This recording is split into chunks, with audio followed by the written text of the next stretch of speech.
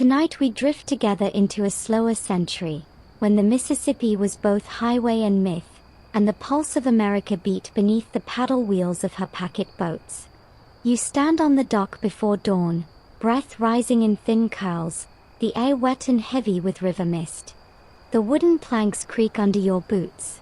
Somewhere in the fog, a whistle moans, a sound so long and mournful it feels like the river itself sighing awake. You can smell wood smoke, tar, and coffee, and you already know, you probably won't survive this if you can't handle the mosquitoes. So, before you get comfortable, take a moment to like the video and subscribe, but only if you genuinely enjoy what I do here. Now, dim the lights, and let's ease into tonight's journey together. You step aboard the Morning Star, a side-wheeler packet bound south. The deck is slick with dew and echoing with clanks as deckhands haul cargo aboard, bales of cotton, barrels of molasses, and one stubborn mule who refuses to walk the gangplank. Someone mutters, "It's gonna be a long trip if the mule's the captain," and laughter ripples through the morning haze. The whistle blows again, sharper this time, and the boat shudders as steam surges into the pistons. Beneath your feet, the planks tremble with life. The massive wheels on either side churn the dark water, flinging up spray that catches the weak sunlight. You're moving, slowly, gracefully, south on the longest, laziest river in the world. The Mississippi stretches ahead like a living ribbon, brown and shining, curling between forests and low muddy banks. The packet's engines cough and settle into rhythm, a steady chuff-chuff hiss that seems to sync with your heartbeat. Somewhere behind you, a child squeals with delight at the rooster tied to a crate. Somewhere below deck, a boiler man curses at a leaky valve. Above it all, the captain calls, "Keep her steady," and the pilot responds with a thumbs up, his hat tilted like a crown. Historians still argue whether the first true packet boat was born of commerce or vanity. Some say it began as a floating convenience store, ferrying goods between river towns. Others claim it was the gentleman's answer to travel fatigue, a way to move with dignity and dinner service. What's certain is that by the mid-1800s, these vessels became the veins of the nation. Mail, news, passengers, and hope, everything pulsed along this watery corridor. The smell of oil mingles with biscuits frying somewhere below. You lean on the rail and watch the landscape slide by, low willows brushing the surface, a heron lifting off with a slow, lazy flap, fishermen waving from dugouts. The sky is pearly gray, and the air hums with insects that don't seem to care it's barely morning. The packet's flag snaps overhead, blue field, white lettering, the name Morning Star proud against the wind. A deckhand named Silas sidles up beside you. "First time on the river?" he asks, eyes squinting against the glare. You nod, and he grins, revealing teeth that have survived too much tobacco and too few toothbrushes. She's a tricky lady, the Mississippi. Sometimes wide as the world, sometimes so shallow she'll strand you midstream and laugh while you dig yourself out. He spits over the rail and gestures toward the far bank. "See that cottonwood? Last year, a packet ran aground right there. Whole crew had to camp on the sandbar 3 days till a tug pulled 'em off. They say the captain's ghost still whistles when the fog's thick." He chuckles, half joking, half believing. It's an oddly comforting notion, the river haunted not by malice, but by memory. You can almost feel the presence of other travelers, long gone, still drifting beside you through the centuries. A bell rings from the galley, breakfast. You join the line filing toward the lower deck. The air below is close and steamy, filled with the scent of bacon, coffee, and machinery. The tables are bolted to the floor, tin plates clatter with every tremor of the engine. You find a seat beside a school teacher heading to Baton Rouge, a farmer selling his hogs, and a woman with a lap full of canaries chirping like a misplaced sunrise. Over weak coffee and grits, conversation drifts between crops, politics, and the latest steamboat race, always a topic. One man swears he saw the Robert E. Lee overtake 3 competitors in a single night. Another insists that's impossible, and they nearly come to blows before the cook bangs a ladle and reminds them that no one wins breakfast by arguing. You sip your coffee and smile at the absurdity, men willing to fight over a boat's ego when the river could swallow them both. Outside the porthole, the sun finally breaks the horizon, turning the water molten gold. Steam curls from the stacks like phantom smoke. Up on deck again, the light is fierce now. The boat's wake ripples outward in hypnotic lines, and you feel a strange contentment in this slow, noisy world. There's no hurry here, the river decides your pace. A small commotion draws your eye. A preacher is holding an impromptu sermon for anyone not currently working. His text, "The river giveth, and the river taketh away." You half expect the engineer to shout amen from the boiler room. It's not far off. The Mississippi has claimed more boats than anyone can count. Between sandbars, snags, and human error, it's a miracle any voyage makes it whole. Yet people keep coming. Farmers, gamblers, runaways, preachers, and poets, drawn by the same promise, movement. Even if it's only a few miles an hour, it's motion, and motion means hope. Silas reappears, chewing on something unidentifiable. "You'll like it better when the fiddler wakes up," he says. "Everything's easier with music." He's right. The day stretches ahead like the river, slow, shimmering, unpredictable. The whistle sounds again, and the morning star pushes south through the haze, carrying you into history's current. Steam sighs around your ankles as the morning star gains rhythm, an iron heartbeat thudding through oak and water. The paddle wheels turn with lazy majesty, lifting whole sheets of river into sunlight. You lean against the rail, and the vibration hums up your arms, steady as a lullaby. The smell of hot metal and sweet smoke fills the air.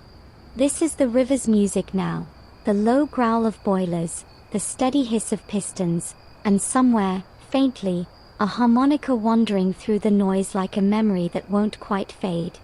Down on the lower deck, men haul crates and shout about schedules. "Packets," someone says, "never late unless they're early." The phrase makes no sense and perfect sense at once. These boats run by a loose sort of time, the kind that bends to weather, mood, and sandbars. You could almost believe the Mississippi itself keeps the clock, and everyone else just tries to keep up. You stroll the promenade, watching passengers emerge from their cramped cabins. There's a gambler in a crimson waistcoat flicking cards with magician's grace, a woman in mourning lace whose dog wears a ribbon black as her veil, and a salesman whose suitcase appears to contain nothing but glass bottles labeled elixir of eternal calm. He corners anyone foolish enough to make eye contact. "Guaranteed to restore vigor," he declares, which sounds suspiciously like what snake oil does in every century. Historians still argue whether river gamblers were scoundrels or folk heroes, half outlaw, half entertainer. What's certain is they ruled these decks with the same confidence as any captain. Their legends outlasted even the boats.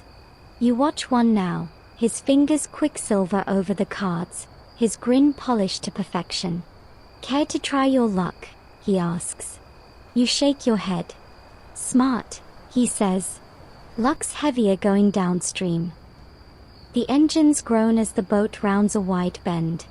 The Mississippi stretches out, brown and glittering, its banks scattered with driftwood and the occasional cow looking mildly betrayed by geography.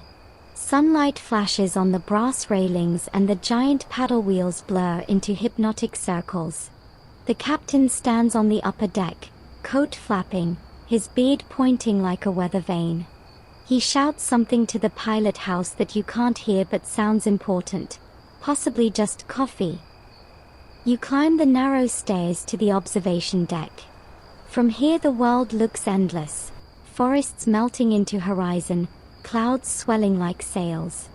The pilot house windows gleam, and inside you glimpse the pilot himself, hands on the big wooden wheel, eyes scanning the surface for hidden dangers. He looks half magician, half mathematician, reading the river's riddles by instinct. Silas appears beside you again, leaning on the rail. Pilot's got river water in his veins, he says. Knows where every snack's hiding, even the ones that ain't there yet. A burst of laughter below draws your attention. A group of musicians, 3 deckhands and a cook, have produced a banjo, fiddle, and a jug that's suspiciously multipurpose. They strike up a tune, clapping and stomping until the deck feels alive. Someone tosses a coin, someone else a hat, and soon half the boat is humming along. The rhythm matches the paddle wheel perfectly, human time finding its beat within machine time. One elderly passenger, her parasol trembling in the breeze, murmurs that it reminds her of New Orleans before the war, when steamboats glittered with chandeliers and the rich danced until dawn. Of course, she adds, that was before people started exploding. She's referring, rather casually, to the era's favorite disaster, boiler explosions. The engines that made the packet boats fast also made them ticking metal grenades. You eye the steam pipes warily. They hiss back, innocent for now. Below deck, the engineer and his crew tend the boilers like priests before an altar. A historical account once compared the boiler rooms of packet boats to hell lit with lanterns, and standing near the hatch, you understand why. The heat rolls out like a physical shove. Men shovel coal into roaring fireboxes, sweat running in rivers down their arms. One glances up and winks. Don't worry, he says, she only blows once. Comforting. You escape back into open air where the breeze feels like forgiveness. The deck shimmers with heat mirage, and the scent of magnolia drifts from the shoreline. The river narrows briefly, its current quickening. Trees lean inward, their roots gnarled and half drowned. The captain signals with a brass bell, and the whistle screams, a sound so loud it vibrates in your bones. Birds erupt from the trees like scattered confetti. It's mid-morning now, and the river's alive with traffic. You pass a flatboat stacked with lumber, its crew waving from under floppy hats. A raft floats nearby, carrying what appears to be an entire family, cow included. Silas leans over the rail, grinning. Poor folks going down to sell their timber, he says. They'll build a new life, then walk home when it's gone. Whole trip financed by gravity. That's the curious economy of the Mississippi, everything flowing one way, south toward money, music, and heat. Cotton, corn, hopes, heartbreaks, all carried on the back of the same brown tide. Even today, historians can't quite decide if the river built America or America built the river. You suspect both were just trying not to sink first. The noon sun burns straight overhead, and you retreat beneath the awning where the gambler holds court again. His spinning tales about Cairo, Memphis, and Natchez, cities that shine in his words like mythic ports. A young clerk listens wide-eyed. Ever been there? He asks. The gambler smiles. Son, I've won there. He fans his cards dramatically, a little performance for whoever's watching. The woman with the canaries laughs softly. Men and their stories, she says. One of her birds escapes and flutters up to the beams, singing triumphantly. Deckhands chase it half-heartedly until the captain shouts, "Leave it." If it finds its way to Baton Rouge, it rides free. Everyone cheers, though no one quite knows why. By afternoon, the rhythm of the journey has settled into your bones. Every sound, the wheels, the engines, the splash of wake, feels like breath. You could almost sleep standing up, lulled by the hypnotic motion. A dragonfly hovers beside your arm, metallic green in the sunlight, then zips away toward the reeds. You catch a glimpse of a heron spearing a fish near the bank, perfectly still until it isn't. A sudden shout breaks the calm. Log ahead. The pilot rings the bell twice, the paddle wheels slow, churning foam. The boat glides past the floating obstacle, a whole tree trunk, roots still trailing like hair. Silas whistles low. "She'd gutted us clean if the pilot blinked." Then, almost casually, "Happens all the time. River likes to remind us she's boss." And she does. The Mississippi doesn't roar or rage, she smothers. Slow, patient, inevitable. You feel both awed and small, like an ant hitching a ride on a drifting leaf. As the sun dips westward, the air cools. Lanterns flicker to life along the railings, their light gold against the gathering dusk. The engines slow to a lazy churn. Passengers lean on the rails, murmuring good nights, faces warm in the glow. You stay a while longer, watching the stars prick through the deepening blue. Somewhere below, the band starts again, softer this time. The gambler hums along, shuffling his cards by touch. Steam curls from the stacks in gentle ghostly ribbons. The river widens, and the morning star glides onward, proud and slow, carrying her small, drifting world through the heart of history. By the time the next dawn stains the river bronze, the morning star smells like adventure and damp burlap. You wake to the muffled clang of cargo hooks and the chorus of mule brays echoing across the decks. Below your cabin, the hold thrums with life, barrels thumping, crates sliding, voices arguing in half a dozen accents. When you finally wander down, the cargo deck feels like a traveling museum of everything the 19th century could possibly cram into a boat. Bales of cotton stacked like sleeping giants, casks of rum sweating in the heat, cages rattling with hens, and somewhere near the stern, a perfume of hay, leather, and something alive. You follow the smell until you find it, a wooden crate marked handle with divine caution. Inside, two monkeys peer out through the slats, eyes bright with mischief. "Bound for a hotel lobby in New Orleans," says Silas, leaning on a coil of rope. "Owner says guests tip better when there's exotic animals around. Last trip he sent a bear cub. Ate the bellboy." You blink. The bear or the owner? Both, eventually. Silas answers with perfect solemnity. "That's the Mississippi for you, half commerce, half comedy of errors." The packet boats were the Amazon delivery service of their day, carrying everything from fresh produce to unmentionables, and occasionally, live creatures that should have stayed put. Historians still argue whether these floating warehouses sped up civilization or just spread chaos faster. Either way, they kept the river humming. The morning sun climbs, throwing golden light over the endless crates. Dock hands load a new shipment from a passing skiff, barrels labeled Louisiana Gold, Molasses, Grade A. One springs a leak, and the deck becomes a sticky trap. You step back just in time to avoid losing a shoe, but Silas isn't so lucky. He lifts his boot with a loud slurp and sighs. "If I stop moving, just tell my family I got eaten by breakfast." Above, the captain's voice booms orders. The Morning Star is stopping briefly to collect mail and passengers from a riverside trading post, a collection of huts, one general store, and a dock that looks held together by stubbornness.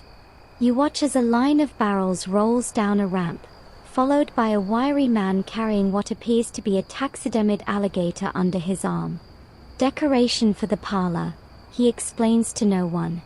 Scares off salesmen.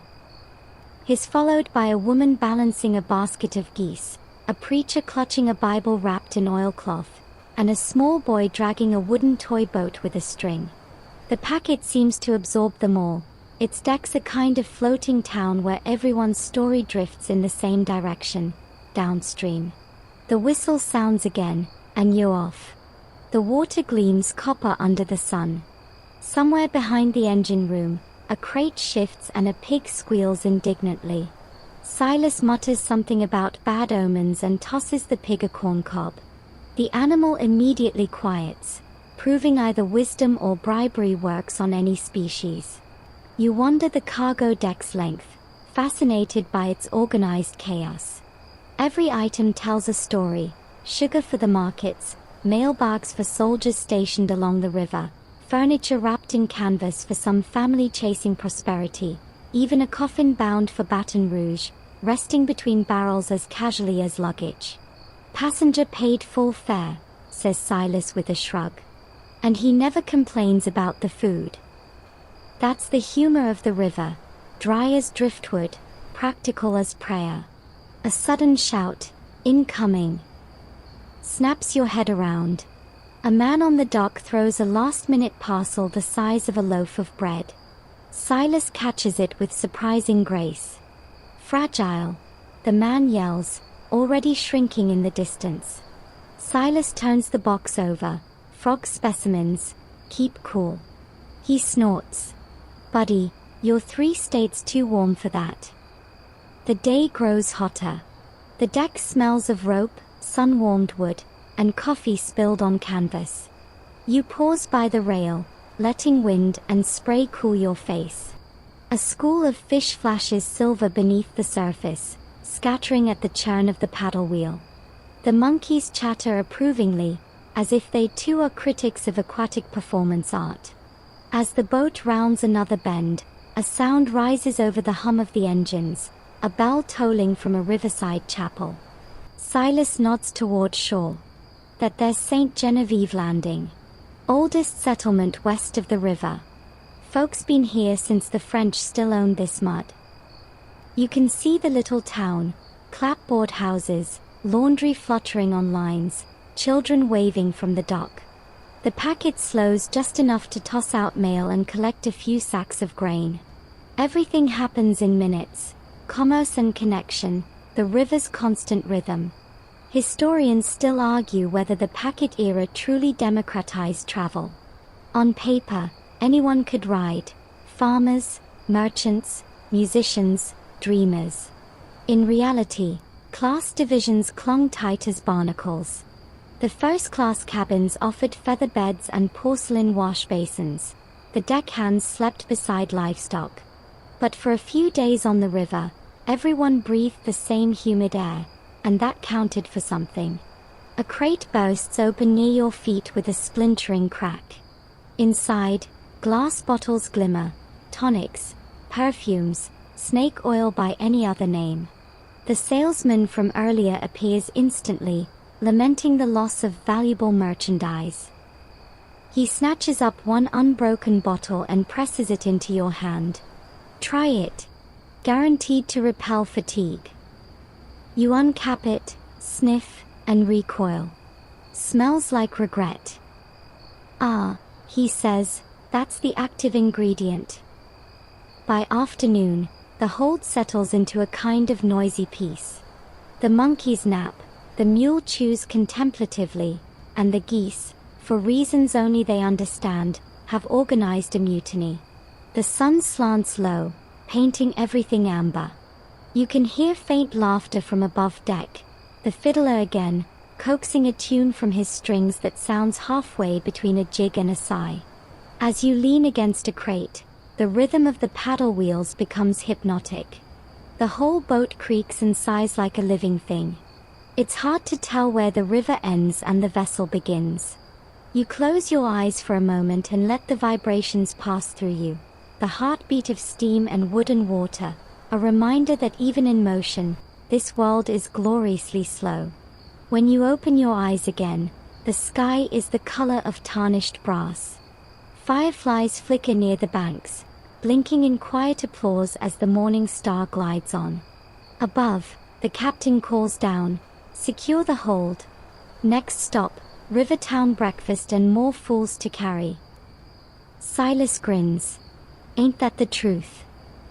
The whistle moans into the gathering dusk, and the boat presses south, her decks packed with dreams, crates, and the occasional philosophical goose, all equally determined to survive the journey.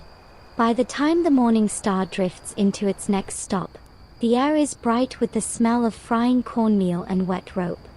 You blink awake to a lazy golden light filtering through your cabin window, the soft slap of water against the hull marking the rhythm of a river town morning. You can hear the dock before you see it. Bells ringing, hammers tapping, dogs barking in the distance. The boat nudges against the wharf with a deep wooden sigh, and suddenly the deck is alive again with motion. You step out into the warm haze. A chorus of vendors shouts from the pier, each voice chasing the next. Fresh pies. Catfish straight from the net. Ribbons, lace, and good intentions. The smell alone could pull the sleep from a saint. Dock hands sprint between the gangplank and warehouse, loading and unloading with an energy that feels entirely at odds with the slow grandeur of the river. This is one of the small port towns that cling to the Mississippi like barnacles, half frontier, half dream. The sign near the landing reads Bayou des Chens, though someone's painted a smiley face over the last word, and no one's bothered to fix it. Every packet boat along this route stops here. Every one leaves lighter or heavier, depending on whose story you believe. You wander ashore, the boards beneath your boots rattling. A little boy runs past clutching a frog in each hand, shouting something about a race. A preacher blesses a new shipment of whiskey barrels, either ironic or efficient, depending on how you see it. A toothless woman waves slices of something she claims is real Mississippi apple pie, which turns out to be mostly sweet potato and optimism. Silas catches up to you carrying 2 cups of thick black coffee, steam curling like incense. First sips on the captain, he says, seconds on me if you survive the first. The brew tastes like it's been filtered through a shovel, but it wakes you right up. Town's been here since before steamboats, Silas says, watching a mule cart creak by. Used to be flatboats. Took weeks to get cargo this far. Then the packets came, changed everything. Folks could send letters and chickens and regrets all in the same day. Historians still argue whether the Mississippi towns depended on the steamboats or the other way around. Without the river, there'd be no trade. Without the trade, no river culture. You watch a baker hand over loaves to a deckhand, coins changing hands, both parties smiling as if they've done this dance 1,000 times. Maybe the answer doesn't matter. It's all one heartbeat anyway. You stroll past a blacksmith shop, where a man hammers iron with such rhythm you almost expect the fiddler from the Morning Star to join in. Sparks jump in the morning air, tiny stars in sunlight. New horseshoes for the mules, Silas explains. We've got a stubborn one who thinks he's a philosopher. Won't walk unless he's in the mood. A sudden shout from the docks cuts through the chatter. Mail call. A young woman in a straw hat waves envelopes like victory flags. Passengers gather eagerly, hands outstretched for news from upriver, love letters, business ledgers, the occasional apology too late to matter. You spot one man open his letter, stare for a long moment, and then quietly tear it in half. The pieces drift into the river, swallowed without ceremony. The Mississippi keeps everyone's secrets. You buy a small loaf of cornbread from a vendor whose cart also sells buttons, laces, and gossip. She tells you last week a rival boat, the Silver Belle, arrived half-sunk from a sandbar accident. Captain swore he saw river spirits dancing on the water, she whispers, eyes wide. Historians may laugh, but I tell you, this river listens. You nod politely, because when someone talks about spirits on the Mississippi, you don't disagree. Not here. Silas finishes his coffee and crushes the tin cup flat. Ready to shove off, he asks. The whistle sounds before you can answer, its echo bouncing off the warehouses. Deckhands coil ropes and shout farewells. The passengers shuffle back aboard carrying fresh bread, gossip, and mild sunburns.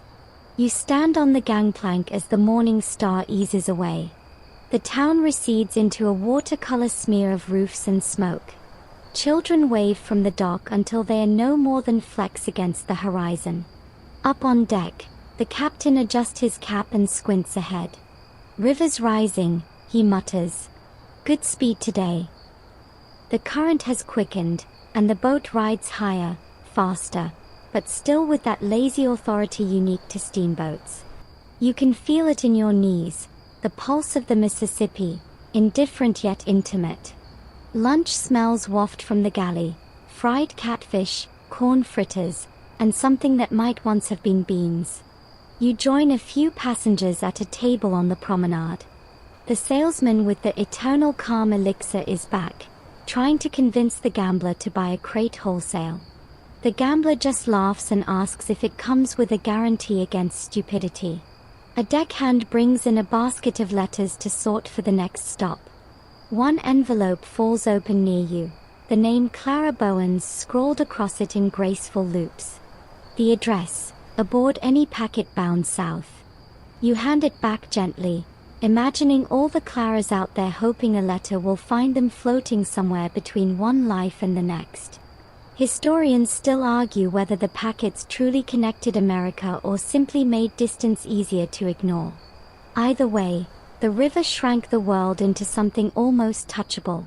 News traveled faster than a man on horseback, an unimaginable luxury not that long ago. By mid-afternoon, the boat drifts past another small settlement, a scattering of whitewashed cabins, a chapel steeple, laundry flapping like surrendered flags. A group of children on the bank runs parallel to the boat for a moment, laughing, their feet kicking up sand. You wave. They wave back until one trips and the rest collapse in a heap of giggles. You and Silas lean over the rail, watching the shoreline glide by. You ever leave the river? You ask. He shakes his head. Once. Got as far as a cornfield in Missouri. Missed the sound of the paddle wheel. Came back next week. He shrugs. Some folks belong to dirt, some to water. I just float. The sun drifts lower, gilding the paddle wheel spray. The fiddler starts up again, a melancholy tune that stretches out across the widening water. The captain hums along from the pilot house, off-key but sincere. As twilight settles, lanterns bloom like fireflies. You watch the town lights vanish behind you, replaced by the infinite hush of the open river. Somewhere upstream, another whistle answers yours, a lonely, echoing call that fades into the dusk. You imagine all the packet boats out there, drifting like glowing seeds along this endless brown artery, each carrying its cargo of letters, laughter, and half-forgotten songs. The morning star hums softly beneath your feet, faithful as ever. And as the night breeze brushes your face, you think maybe Silas is right. You don't just travel the Mississippi. You belong to it, whether you meant to or not. The morning begins with the thud of boots overhead and the faint whine of a pipe being tuned somewhere near the galley. You roll out of your bunk as the morning star hums beneath you, the engines already awake. When you climb the stairs to the main deck, the air is cool and damp, tinted gold by a rising sun that seems to paint every ripple of the river. A scent of fried ham drifts from below, mingled with smoke, and above it all you hear the captain's laughter, loud, gravelly, and shaped like authority. He stands near the wheelhouse, coat flapping, hat tilted just so. Captain Jonathan Fife, broad-shouldered, red-faced, and with the kind of posture that says the river salutes him when he passes. His beard glints with silver in the morning light. "Good to see you on deck, traveler," he booms. "Thought we lost you to the biscuits." You grin. "Barely survived." He chuckles. "A man who survives our cook can outlast the Mississippi herself." Silas joins you, carrying a mug that smells vaguely of chicory and burnt ambition. "Captain's been up since before dawn," he says. Keeps one eye on the current, the other on the engineer. Trusts neither. Historians still argue whether riverboat captains were true navigators or glorified performers. Most ran their ships like floating fiefdoms, half democracy, half tyranny. Captain Fife is somewhere in between. He strolls the deck like a benevolent emperor, greeting passengers, patting shoulders, issuing orders that sound suspiciously like jokes. Keep head trim, boys. If we sink, make it look intentional. You follow him toward the pilot house, where the pilot, a lean man named Amos, is guiding the wheel with deliberate grace. The great wooden spokes creak under his hands. Through the wide windows, the river unfurls ahead, a vast caramel ribbon stitched with eddies. Amos never looks away from it. See that ripple near the bank, he murmurs. Means a sandbar's growing. Come back through here next month, you'll scrape bottom. You squint but see nothing more than water. How can you tell? He smiles faintly. You don't look. You listen. The river tells you how deep she is, just takes years to learn the language. A single bell clangs somewhere below. The captain shouts a command. Amos nudges the wheel. The morning star shifts course almost imperceptibly, gliding clear of whatever danger lurked beneath the glittering surface. That's teamwork, Silas says, nodding appreciatively. And a little bit of gambling. You descend again to the main deck, where crewmen scrub and coil ropes, their movements almost musical in rhythm. Every job has its poetry here. The fireman's shovel, the deckhand's knot, the pilot's hand on the wheel. Each man and woman a verse in the boat's long, unending song. A lanky boy no older than 16 scurries past with a tray of coffee cups. Cabin boy, Silas explains. Name's Jimmy. Says he'll be captain one day. Is that likely? Only if the current stops moving. Still, you watch Jimmy dart between passengers, balancing cups with impossible focus. He pauses to serve the gambler, who's now teaching card tricks to the woman with the canaries. The birds trill approval every time a card disappears. Jimmy claps in delight, nearly spilling the coffee, and the gambler tips him a coin. On the upper deck, a few gentlemen in vests and polished boots puff cigars, pretending they understand engines. The chief engineer, a round man named Burke, wanders by and mutters. They talk horsepower like it's poetry but wouldn't know a piston from a pancake. Then, catching your grin, he adds, "Course, pancakes blow up less often." That earns a few nervous laughs. Everyone aboard knows the stories. Steam boilers bursting like cannon fire, ships reduced to splinters. The captain once claimed the safest place during an explosion was where you're not, which seems fair. Still, the crew works with the calm fatalism of professionals. They trust the boat, the river, and maybe luck. Historians still argue whether early engineers were reckless innovators or reluctant heroes. Either way, without them, the Mississippi would still be ruled by muscle and wind. Burke wipes his hands and gestures for you to peer through a vent. Below, the engine glows in dim light, iron rods pumping, steam curling, every part moving in a patient, synchronized dance. "Ain't she pretty?" he says with pride. "Like watching a dragon breathe." You nod. The roar and hiss are hypnotic, almost soothing. The smell of oil and heat mixes with the sweet river air above. After lunch, the captain calls the passengers to the promenade for a bit of civilized conversation. Which, on this boat, means storytelling. He leans on the rail, pipe in hand, eyes sparkling. "There's a rumor," he begins, "that somewhere north of Natchez, there's a whirlpool that swallows boats whole. Sent a raft of lumber clean to China." Laughter ripples through the crowd, though a few faces look uneasy. The gambler smirks. "Captain, if that's true, I'd sell tickets to watch."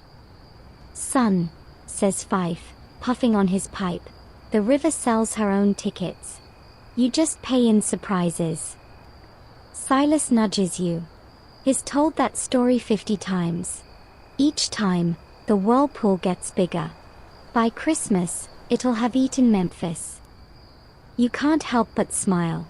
That's the captain's secret power, not just keeping the boat steady, but keeping the souls aboard from drifting too far into boredom or fear. His stories are ballast, keeping morale even when the river isn't. As afternoon warms, the deck grows lively again. Passengers gather at the rail, watching pelicans skim the water. Burke paces below deck, tinkering with valves. Jimmy naps in a coil of rope, hat over his face. The gambler starts another card game, while the woman with the canaries reads aloud from a small Bible, her birds providing the occasional amen. The captain, still puffing his pipe, glances at you. "You see all this," he says softly. "This is a kingdom made of steam and faith. My crown's a whistle, my throne's a wheel, and my taxes are late." You chuckle. "Do you ever stop?" He exhales a cloud of smoke that drifts like fog. "Only when the river does." By sundown, the light bleeds orange across the water. The morning star glides smoothly through a stretch so still it feels like floating over glass. The crew moves slower now, the day's labor done. Silas strums a banjo near the stern. Burke hums along. The captain stands alone at the bow, silhouette etched against the molten horizon. You realize this is what makes river life addictive, not the motion, but the stillness between motions. The moments when steam and sky, wood and water, crew and current all exist in one long, lazy breath. The whistle gives a final sigh for the night, echoing across unseen banks. The river answers in its own low murmur. Somewhere out there, fireflies blink in rhythm to the engine's pulse. The captain removes his hat, nodding toward the dark like an old friend. "Good night, Mississippi," he says softly. And under a sky slowly filling with stars, the morning star keeps on gliding, proud and unhurried, toward the next bend that nobody quite knows yet. Evening slides onto the deck like a warm blanket, the sun melting into the horizon while the Mississippi exhales in long, lazy ripples. The air thickens, fragrant with magnolia and wood smoke. You lean against the rail, feeling the vibration of the paddle wheel thrum through your elbows. The boat's lanterns flicker on one by one, scattering soft halos of gold across the polished deck. Below, someone tunes a banjo. A fiddle answers, slow and sweet. The first few notes seem to float, barely audible over the sigh of the water, but soon they grow bold, playful. It's Silas, of course, your endlessly musical companion, perched on a crate with a grin that promises mischief. "Evening concert," he says. "Free admission, though tips are encouraged in the form of pie." You sit nearby as more passengers drift out, drawn by the sound like moths to lamplight. A small crowd forms, the gambler, naturally, the lady with her canaries, two stevedores off duty, and even Captain Fife, who tries to pretend he's there purely for quality control. The rhythm quickens, and suddenly the whole deck becomes a floating tavern. A harmonica joins in, then a washboard scraped in time. The canaries trill from their cage, absurdly on pitch. Even the engines seem to hum along beneath it all, a deep heartbeat anchoring the melody. Historians still argue whether early packet boats were the true birthplace of American river music. Some say it all began in the cotton fields, others in New Orleans saloons. But here, surrounded by passengers who've shared meals, sweat, and superstition, it feels as if the river itself composed the tune and lent it to anyone willing to listen. The captain claps his hands. "Livelier, boys. Let's show the moon we're awake." The banjo picks up speed, strings snapping and dancing. The gambler grabs a woman's hand and spins her in a clumsy but joyful circle. The deck becomes a slow-moving ballroom, laughter rising like steam. You're pulled into the dance before you can protest, your feet moving in that odd mix of rhythm and river sway. Someone shouts for a waltz, another for a jig. Silas compromises with something between the two, probably the only tune ever to confuse both dancers and historians. The captain stamps his boot for emphasis. "That's it. Keep time or jump overboard trying. The gambler nearly loses his hat. You nearly lose your balance. The deckhand with the washboard solos so fiercely that a nail pops loose. And through it all, the river keeps pace, a dark ribbon glinting under lantern light. In quieter moments between songs, you catch snatches of talk, a woman murmuring about her brother fighting fever upriver, a man explaining how the river's changing course might steal whole farms overnight. The Mississippi doesn't ask permission, he says, just moves where she pleases. The captain leans closer. That's gospel truth. There's a town down near Baton Rouge, used to sit proud on a bluff. River shifted course, left 'em dry as Kansas. Folks woke up one morning and realized they didn't live on the river anymore. Silas strums a softer chord. The river giveth, he says, and the river gets bored. Laughter ripples again. Apparently, one passenger claims to have seen a catfish longer than the boat itself. The gambler bets against it, naturally, but the older deckhand swears by it. Biggest whiskers you ever saw, he insists. Eyes like lanterns. Swallowed a rowboat whole. Captain Fife rolls his eyes. If I had a coin for every sea monster story on this river, I could retire to the moon. Still, the conversation drifts into legends. The underwater town said to glow beneath the current, the ghostly steamboat glimpsed only in fog. Historians still argue whether these tales were born from whiskey or loneliness, but they are irresistible. You start to imagine faces in the water, flickers of light beneath the dark surface. The river's melody changes with each ripple, and you can almost believe it's whispering names. Silas begins a new tune, slow and mournful now, a river dirge, he calls it. The captain removes his hat, the chatter fades, and the notes stretch long and low into the humid night. Somewhere out in the darkness, a loon calls. The sound mingles with the fiddle's wail, and for a heartbeat, the river feels ancient, heavy with memory. It's strange, you think, how music on a boat feels different. Maybe it's the water reflecting sound, or the engine's heartbeat keeping time, or maybe it's the awareness that every note will drift away downstream and never be heard again. When the song ends, there's silence except for the lap of the wake. A few people clap softly. The gambler raises his glass. To the river, he toasts. May she forgive our dancing. Silas nods. And our singing. The captain takes a long breath. You know, he says, there's something about nights like this that makes you think the river's alive. Like she's listening. Maybe judging. Or humming along, you suggest. He smiles. Maybe both. The moment lingers, half laughter, half reverence. Then, as if sensing the mood has grown too sentimental, the cook boasts from the galley with a tray of midnight snacks. Cornbread, fried apples, and something that might once have been sausage. Fuel for the band, he declares.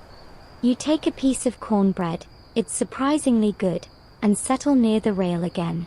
The lanterns flicker, moths dance in the light, and the water glows faintly with moonlight. From below deck, you hear the rhythmic thud of machinery slowing slightly as the boat eases into a gentle drift for the night. The captain lights his pipe.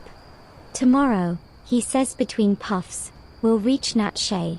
Good food, questionable company, and at least one preacher who thinks the river's a moral hazard. Silas chuckles. He's not wrong.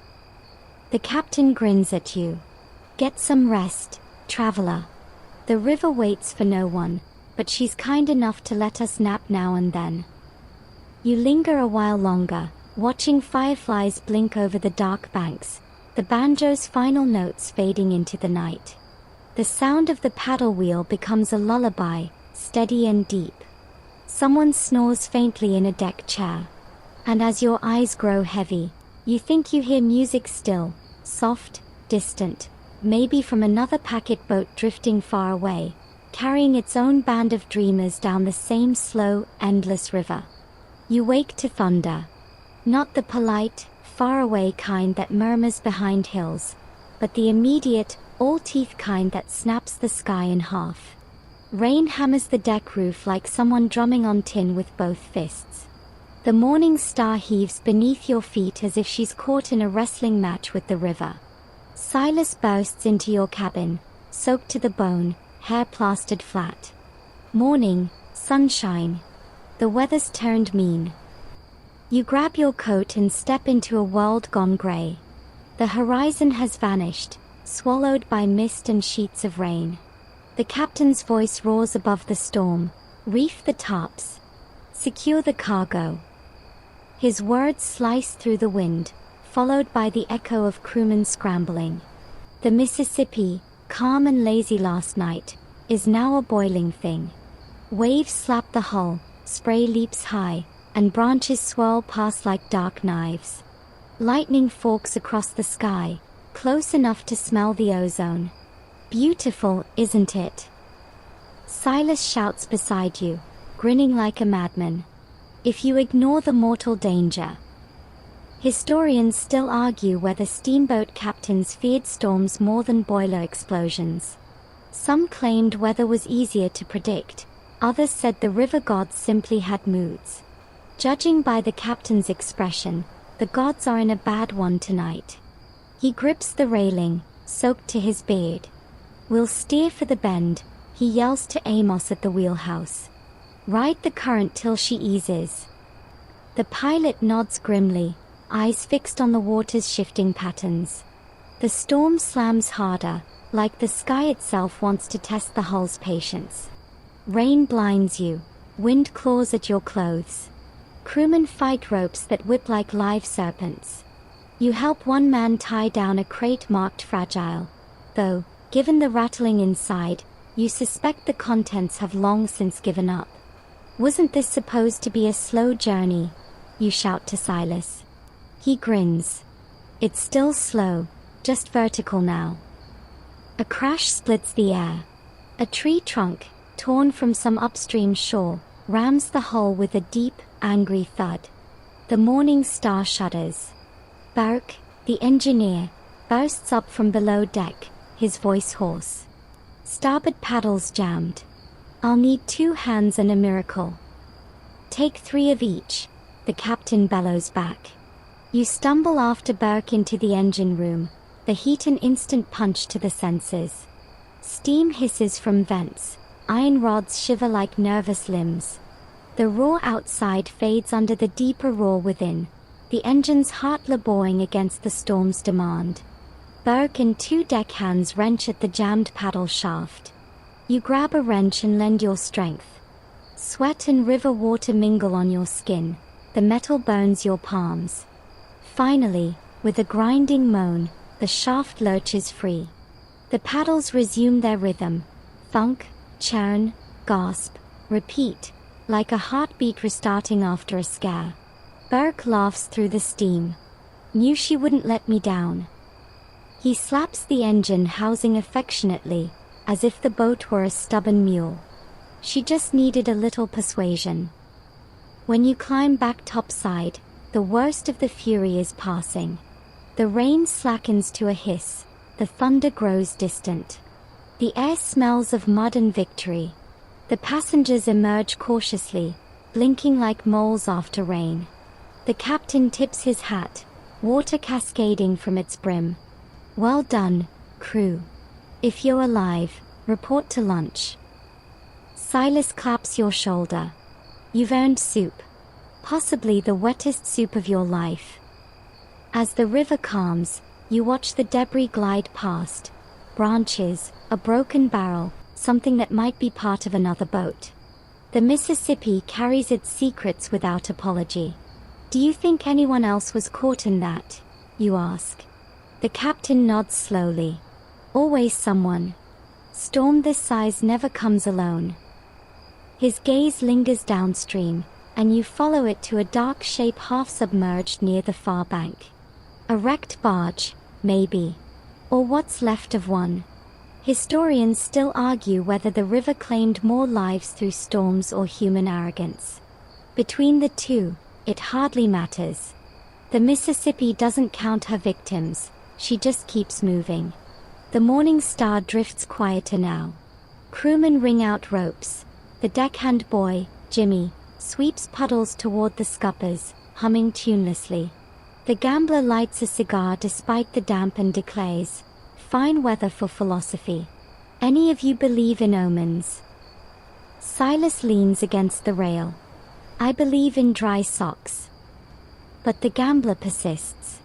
They say lightning that hits the river wakes ghosts. Spirits of drowned pilots, doomed to steer invisible boats till Judgment Day. "Sounds crowded," you mutter. He shrugs. "Crowded's better than lonely." Even the captain doesn't contradict him. Instead, he stares into the gray current, pipe clenched between his teeth, as though half expecting to see phantom lights flicker in the fog. Something Silas mentioned nights ago, that tossing a silver coin into the current after a storm buys safe passage. Without ceremony, he flips a nickel into the river. "For luck," he says. "Or at least for entertainment." The coin disappears instantly, swallowed by the brown swirl. Berg joins you at the rail, wiping grease from his hands. "Storm like that clears the air. And the conscience," he says, "makes a man feel freshly laundered." "Or freshly terrified," you counter. He grins. "Same thing, if you think about it." By dusk, the clouds thin and part. The sky bruises purple and gold, streaked with remnants of sunlight. Steam rises from the deck where rainwater meets hot iron. The air feels clean, almost holy. Somewhere downstream, thunder still mutters like a sulking child denied attention. Silas tunes his banjo again, the strings still damp but eager. The passengers settle near the rail, drawn by habit to the promise of music. The gambler passes around a flask, for medicinal purposes, he claims, and even the captain accepts a sip. You feel a strange camaraderie, born not of comfort but of surviving discomfort together. There's something unspoken between everyone on deck now, as though the river has tested you and decided you may continue. The captain raises his mug of chicory coffee. "To the Morning Star," he declares. "Still floating, still foolish." A round of weary laughter follows.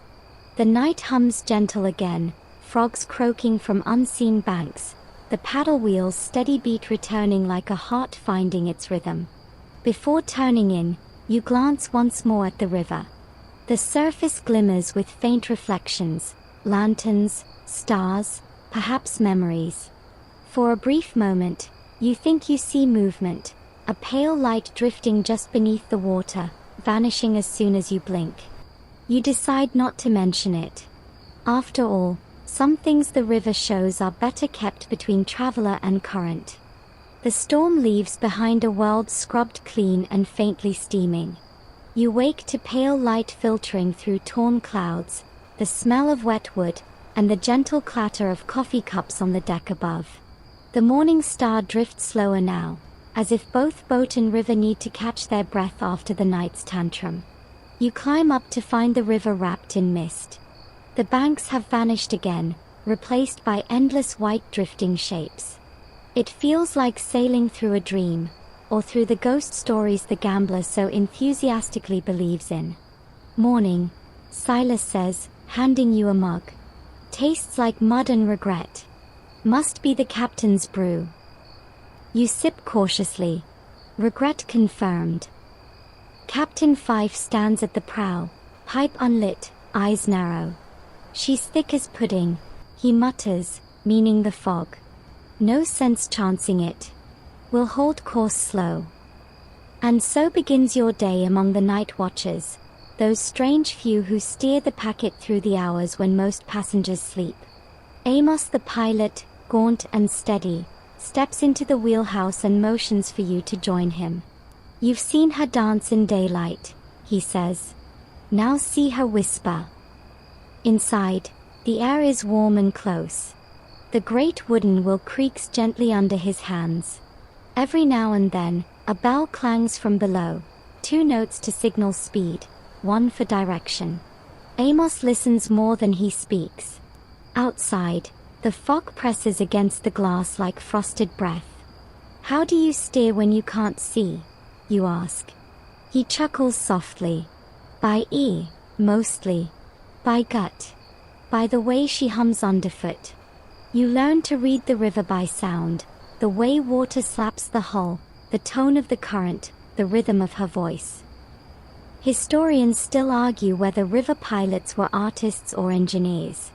The truth, you suspect, is both.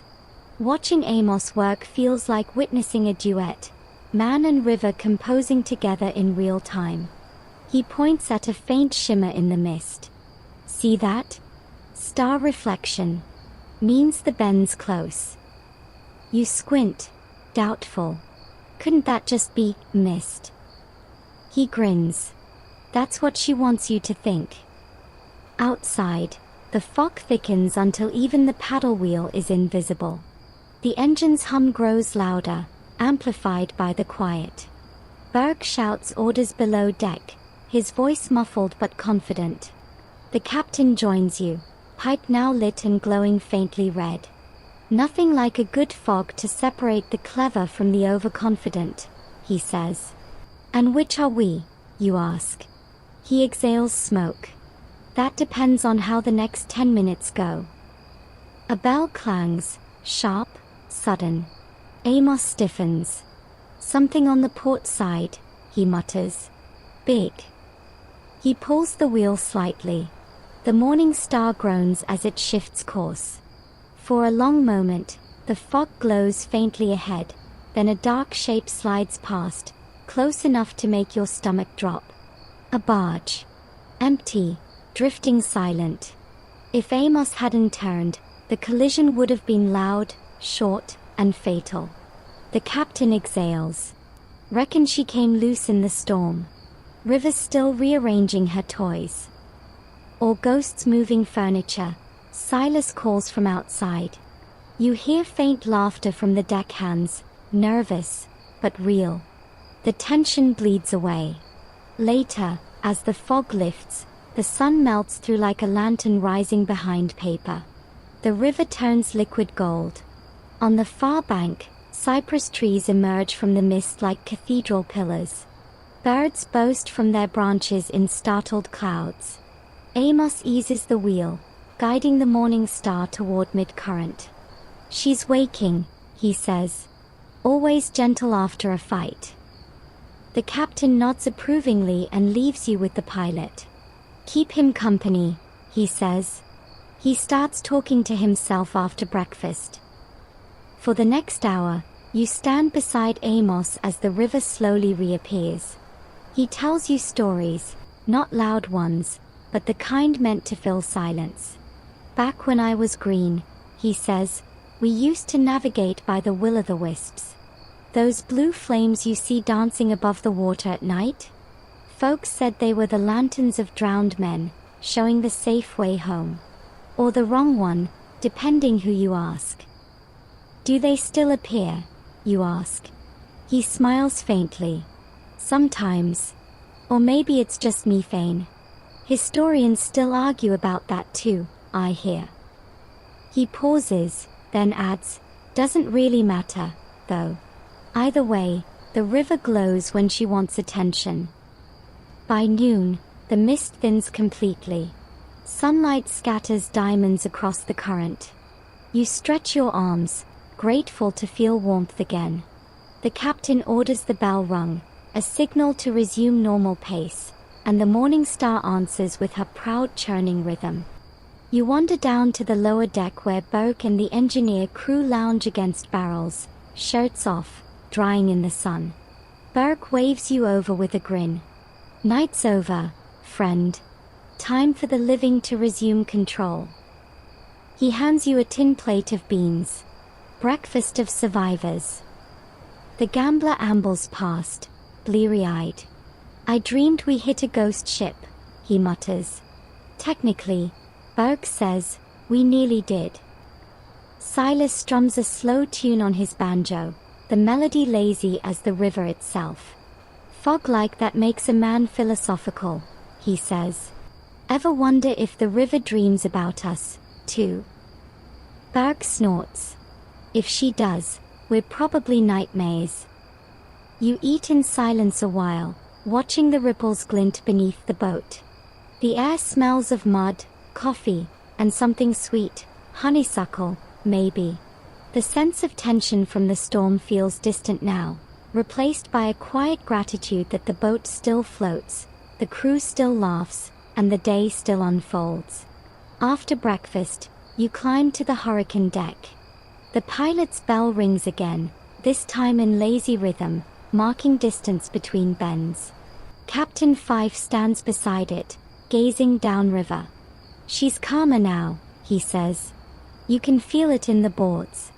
The morning star likes to test us first, make sure we deserve the ride." You nod, resting on the rail. "Do you think the river forgives mistakes?" He smiles sideways. "No river forgives. She just forgets." That evening, the sky burns tangerine. The water mirrors it perfectly, turning the world into molten glass. You sit on the deck with Silas as the sun sinks. Crewmen drift by, some whistling, some too tired for talk.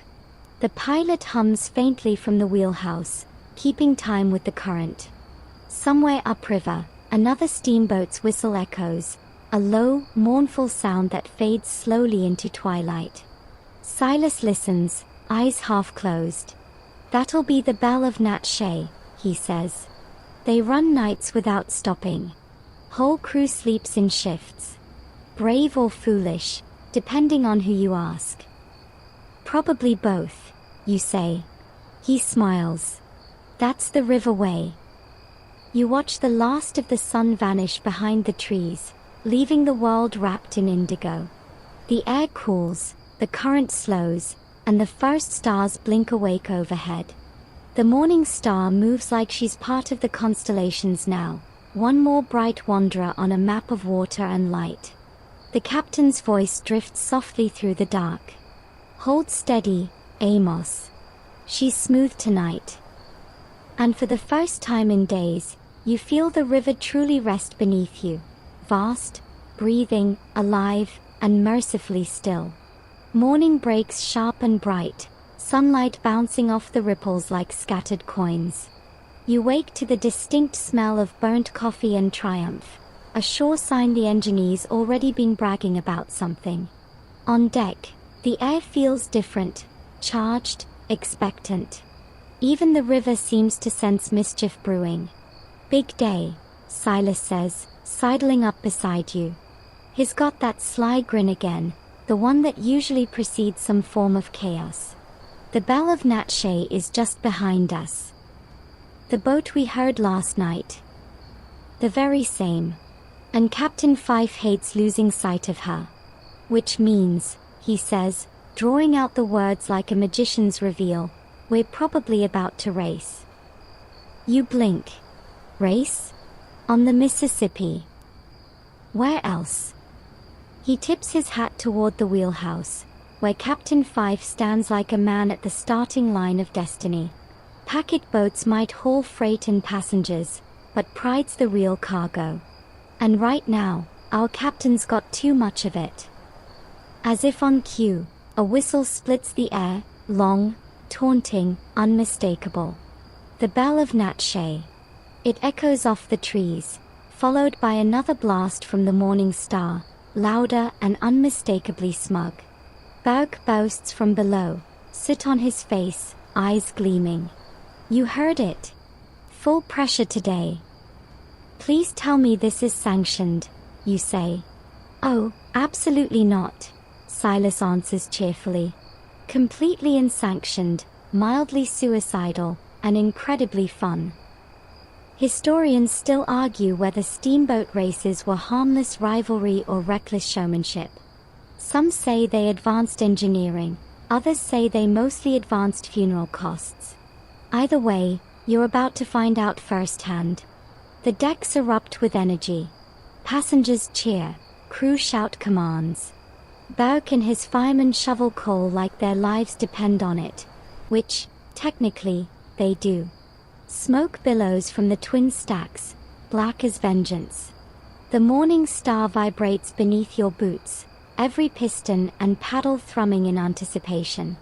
The belle of Natchez draws alongside, her white hull gleaming, passengers waving lace handkerchiefs and bets. You can see their captain, a wiry man in a spotless suit, lifting his hat in mock courtesy. Captain Fife answers with a grin that could start wars. "Gentlemen," he roars to his crew. "Let's show them what a proper boat can do." The whistle shrieks. The race begins. The morning star lurches forward, paddles beating the river into froth. Spray leaps high, drenching the bow. The gambler whoops beside you, hat in hand, shouting odds to no one in particular. Silas is laughing, banjo slung over his back like a talisman. The bell surges ahead, then the morning star pulls even. The two boats charge downstream like twin thunderheads. Smoke trails twist together overhead, a duel written in soot. The passengers cling to rails, cheering wildly as the Mississippi becomes a mile-wide racetrack. "Faster!" Captain Fife bellows. Burke obliges, vanishing below deck with the energy of a man who intends to melt physics itself. You grip the railing, half thrilled, half terrified. Trees blow on the banks, birds scatter in alarm, and the river's calm surface turns violent beneath the competing wakes. The hull groans. You can feel the heat of the boilers even through the deck planks. Silas leans close, shouting over the roar. "If the boiler doesn't burst, we'll win for sure." That's not comforting. Didn't say it was. Ahead, the belle of Natchez hugs a bend tighter, gaining a slender lead. Fife curses, spins to Amos. "Cut across. Take the inside channel." "That's shallow water." Amos warns. "I know," the captain grins. "That's what makes it interesting." You can almost hear historians wincing in unison somewhere across time. They still argue whether moments like this were heroism or lunacy. But the captain's eyes are alive, the crew electric, and the river herself seems to lean forward to see what happens next. The morning star veers toward the inside curve, water churning mud brown. The hull shudders as it scrapes a sandbar, every passenger holds their breath. But then the boat lunges free, momentum restored. Cheers erupt. The belle wobbles, forced into deeper water, losing her narrow lead. The two boats are neck and neck now, engines screaming, smoke thick enough to blot out the sun.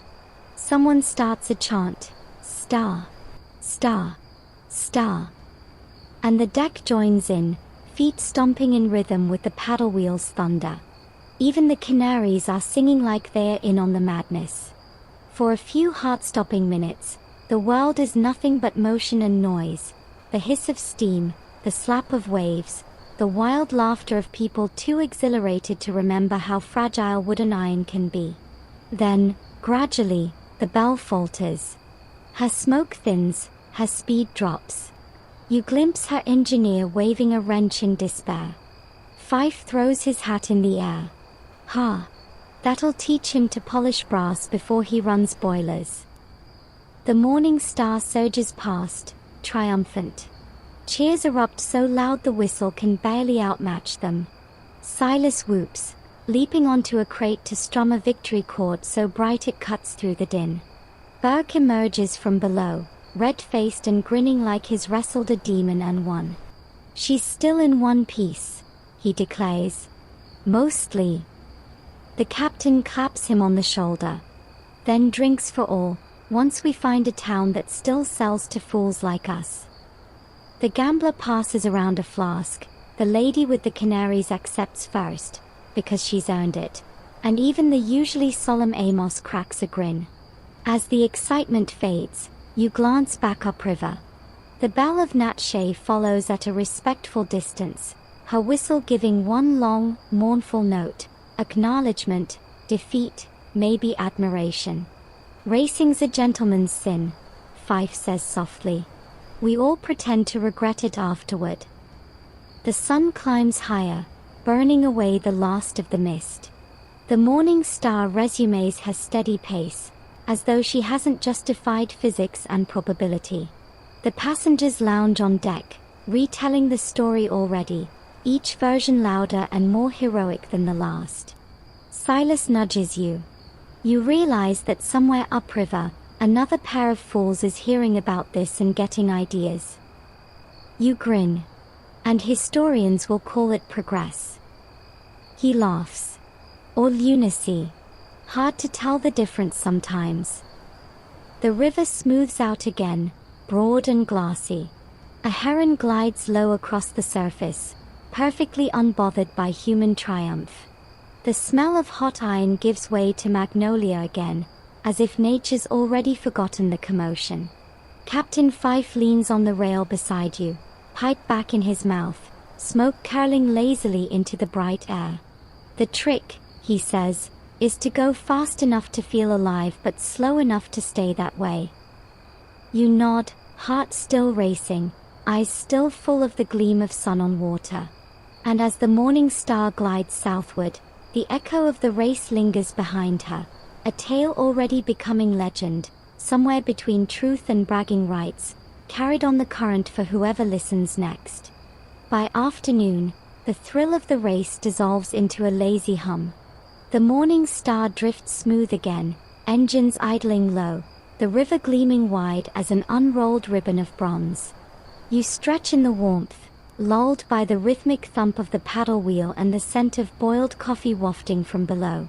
People have relaxed into their own little worlds, the gambler snoozing beneath his hat, the lady with the canaries softly humming to her yellow entourage, Silas tuning his banjo like the day never tried to kill you all. But beneath the calm, something else simmers, a quiet tension, almost human, like the boat itself is listening for whispers. It begins with a dropped handkerchief. White linen, monogrammed, almost too fine for this kind of voyage. You stoop to return it, but the woman who dropped it, slender, veiled, and dressed in traveling grey, snatches it back with a start. Thank you, she says too quickly, voice low, eyes darting toward the companionway. You watch her slip below deck, vanishing among crates and barrels. Don't, Silas says beside you, not even looking up from his strings. Every boat's got one, the mysterious passenger with secrets nobody wants to know. You don't even know what I was thinking. I do. You were thinking adventure. And adventure usually comes with gunfire. He's not entirely wrong. Packet boats were, after all, perfect places for secrets to travel unnoticed. Historians still argue whether they were the veins of progress or just glorified smuggling routes. Both seem true. The river carried everything, cotton, whiskey, rumors, people, and none of it ever really stayed put. You make your way below anyway, curiosity stronger than caution. The air turns cooler, the smell of oil and damp timber heavier. Lanterns swing overhead, casting jittery light on stacked freight. Somewhere, a rat scurries over a sack of grain, probably safer than you are right now. You pause near the mailroom. Voices. 2 of them. Can't keep it here much longer, a man whispers. Fife will start asking questions. A woman answers softly. It's safer on the river than anywhere else. They won't look for it till New Orleans. There's a rustle, cloth, metal, maybe paper, and then footsteps. You step back fast, pretending interest in a crate marked hardware, Vicksburg. The woman in grey passes by, close enough that you smell lavender and something sharper, like gunpowder faintly hidden beneath perfume. Her gloved hand carries a small leather case, locked tight. The man follows. You catch a glimpse of his waistcoat and the glint of a revolver tucked beneath it. His face looks too calm for comfort. When they are gone, You let out a breath you didn't know you were holding. Back on deck, Silas is waiting, of course. So, he drawls. Save the Union? Rob a Duchess? Discover the meaning of life? Probably all three, you mutter. He chuckles. This boat's had spies before, you know. During the war, the packets were crawling with them, Yankee eyes in Southern coats, Confederate whispers in Federal ears. Some say even Mark Twain ferried a few letters too delicate for the postal bags. Did he? Historians still argue. He plucks a low, lazy note. They always do. The river widens again, sunlight fading into gold. You watch the veiled woman sitting alone now, reading a small book. The man's nowhere in sight, though Amos seems to be watching her too from the pilot house, arms folded, face unreadable. That night, supper feels oddly quiet. Captain Fife holds court at the end of the table, spinning stories of his youth, while Burke devours everything within reach. You find your seat opposite the lady in grey. She looks up briefly, eyes the color of stormwater. Beautiful evening, she says. Hard to argue, you reply, matching her polite tone. She smiles faintly. You were curious earlier. You blink. I wasn't. You were, she interrupts gently, not unkindly. But curiosity's no sin on the river. Only carelessness. You sense there's more warning than philosophy in that. She excuses herself before dessert, leaving her untouched slice of pie. Moments later, the gambler leans over. You know who that is. You shake your head. Rumor says she's a courier, he whispers, carrying letters for one of the reconstruction agents. Or maybe gold. Depends which story you buy. Is that reliable? He grins. If it were, it wouldn't be interesting. Later, you stroll the deck, moonlight sliding across the dark water. A soft wind rises, brushing against the paddle wheel's rhythmic sigh. Somewhere below, a door clicks open, then closed. You glance down, catching a flash of movement, the woman in grey handing her case to someone you can't see. Then the sound of breaking glass. A figure bolts from the shadows, sprinting toward the stern. The gambler shouts, crewmen leap up, the lady cries out, "Stop him!" And you, against all reasonable logic, chase. The deck tilts beneath your feet as the morning star hits a cross-current. You grab a rail just in time to see the thief jump clean overboard, case and all, vanishing into the black current below. The woman clutches the railing, pale but composed. "He won't get far," she murmurs. Captain Fife arrives, half-dressed and furious. "What in blazes happened here?" She straightens. "A misunderstanding, Captain. Nothing more." Fife narrows his eyes but, after a long moment, nods. "As long as my ship stays in one piece, miss." She inclines her head and disappears below deck once more. Silas sidles up, expression torn between concern and amusement. "So, did adventure live up to expectations?" "More or less," you say, still staring into the dark where the river swallowed that thief whole. He whistles low. "Every passenger's got a secret. The trick's learning when not to ask."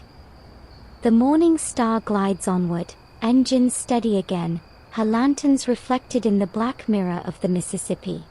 Somewhere downstream, maybe a stolen case floats empty, its contents lost to time. Or maybe it's already been fished out by someone with a story of their own. Either way, the night keeps its secrets, and the river carries them all. By morning, the boat smells like frying bacon and yesterday's scandal. Everyone's pretending last night didn't happen, though every whisper carries the shape of that mysterious incident. You sit at a long table on deck with a plate of something brown and vaguely edible, the river stretching glassy and endless to the horizon. Burke, the engineer, joins you, fork in hand, an appetite undeterred by either danger or flavor. "Don't ask what's in it," he warns cheerfully. "Chef calls it river hash. It's got everything the galley floor offered this morning." You give it a tentative poke. "Is that fish?" "Could be catfish," he says. "Could be raccoon. We stopped asking during the war." You laugh, though you're not entirely sure he's joking. The galley on a packet boat was a miracle of compact chaos. Iron stove roaring like a small dragon, kettles hissing, a cook who could make biscuits rise in fog and dough fry in a hurricane. Food had to feed passengers, crew, and sometimes the occasional stowaway cat that refused to earn its keep. Silas joins you, plate in hand. You ever notice how everything tastes better on a boat? Must be the hint of diesel and existential dread. He's right. Even bad coffee feels comforting out here, where the steady churn of the paddle wheel beats beneath you like a second heartbeat. Historians still argue whether packet cuisine was a triumph of frontier ingenuity or pure culinary desperation. Menus promised roasted duck and fine wines, but half the time travelers got salt pork and hardtack disguised with molasses. Still, there was something honest about it, food that mirrored the river itself. Unpredictable, muddy, and always moving. Mid-morning brings a rare treat, fresh produce. At the next landing, a farmer with a wagon full of melons and corn trades his cargo for a lift downstream. His boy, barefoot and grinning, stares wide-eyed at the gleaming paddle wheel. "Ain't never seen one move up close," he says. You watch the exchange unfold. The cook, a wiry woman named Millie with arms like oak roots, inspects each melon with a glare that could curdle milk. "Fine," she mutters. "But if I find one worm, I'm feeding you to the boiler." The boy laughs, not realizing she's only mostly joking. Soon the galley fills with the scent of cornbread and roasted onions, and passengers gather near the deck tables like pilgrims. You take a seat beside the gambler, who's in the middle of explaining that steamboat meals are all about balance, half stomach, half spectacle. "Spectacle?" you ask. "Sure," he says. "You think we eat on deck for the view? It's so we can watch the kitchen catch fire and pretend it's intentional." Right on cue, a puff of smoke erupts from the galley door. Millie bursts out, waving a rag and swearing creatively under her breath. Nobody panic. Just a flambe gone ambitious. "See," the gambler says smugly. "Dinner and a show." By noon, the feast is served. Cornbread still steaming, slices of melon glistening in the sun, fried fish, definitely fish this time, crisp enough to echo when bitten. You eat until you forget what day it is, if days even matter out here, where time flows as lazily as the current. Captain Fife joins the table, sipping something that's definitely not tea. "You all realize," he says, "there's no better food in America than what comes from a steamboat galley on a calm river day." "Because Millie's a genius," you suggest. He grins. "Because everything tastes better when you don't have to row." The passengers laugh, and even Millie cracks a smile. Halfway through dessert, a pudding thick enough to anchor a ship, you hear a curious story from Boak. "Did you know," he says, "some of the old boats used crocodile dung to waterproof the decks?" You nearly choke on your pudding. "Please tell me you're making that up." "Wouldn't dare." Some said it kept out rotten evil spirits. Others said it just smelled bad enough to scare both away. Silas chuckles. Historians still argue whether that was superstition or sanitation. Either way, Boak adds, don't lean on the railing too long. You never know what's sealing it. You decide to ignore that particular fact, focusing instead on the way sunlight glints off the water, gilding every ripple in gold. The river is wide here, so wide it feels like an ocean pretending to be polite. In the distance, a heron lifts off, wings slow and solemn. You realize the world on shore must be changing while you drift by, railroads crawling west, telegraphs stitching towns together. But out here, it's still just you, steam, and water. After lunch, the crew hauls up a barrel of river catfish, slimy, whiskered monsters pulled from the depths by a fisherman who swears each one has a personality. One flops free, landing near your feet. Its mouth opens like it's about to deliver a speech on maritime etiquette. Millie appears instantly, cleaver in hand. That one's dinner tomorrow. The catfish stops flopping. It understands. As dusk falls, you sit on the bow with Silas. The air smells of smoke, corn, and the faint sweetness of caramelizing sugar from whatever Millie's experimenting with now. A soft breeze carries laughter from the upper deck where passengers linger over their second, or fourth, glass of something amber. Silas hums quietly, a tune so gentle it almost folds into the sound of the river. You ever notice, he says, that the Mississippi feeds people's stomachs and their stories? Same current, different hunger. You nod. And sometimes the stories taste better. He laughs.